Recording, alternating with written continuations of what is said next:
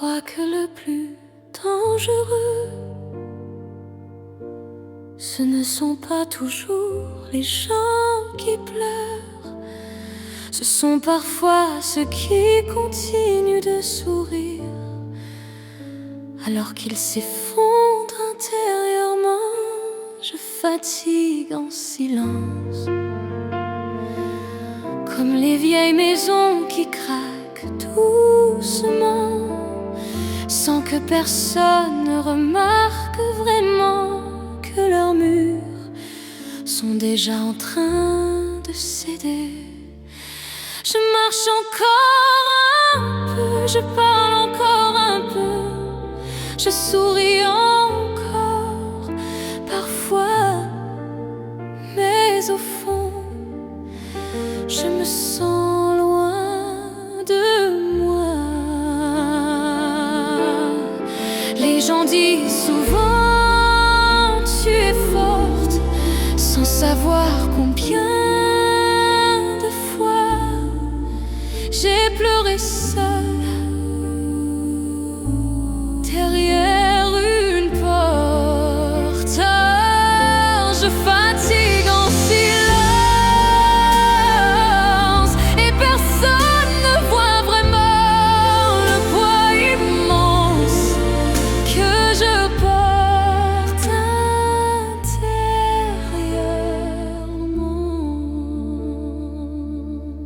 Dieu seul connaît mon cœur, Dieu seul entend mes prières. Quand la nuit devient trop lourde et que mon âme manque d'air, je ne veux pas déranger, alors je cache mes douleurs.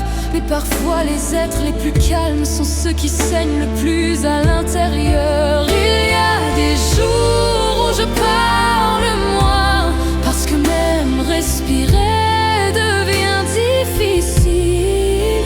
Des jours où mon sourire ressemble à une fleur qui lutte encore contre l'hiver. Je regarde le monde avancer pendant que moi je combats invisiblement des pensées, des blessures, des souvenirs que personne ne voit réellement.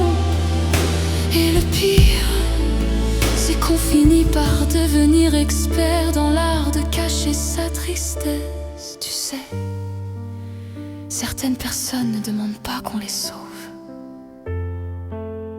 Elles veulent juste qu'on remarque qu'elles sont fatiguées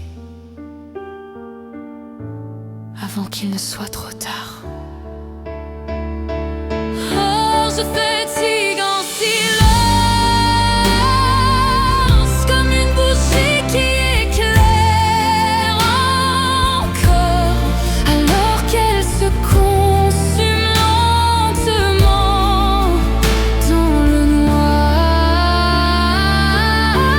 Dieu seul voit mes batailles, celles que je cache derrière mes habitudes, parce qu'on peut sembler vivant aux yeux du monde et être épuisé au fond de l'âme. Alors si quelqu'un autour de toi devient soudainement plus silencieux, aime-le un peu plus fort, parce que parfois le silence est un appel au secours qui n'a plus la force.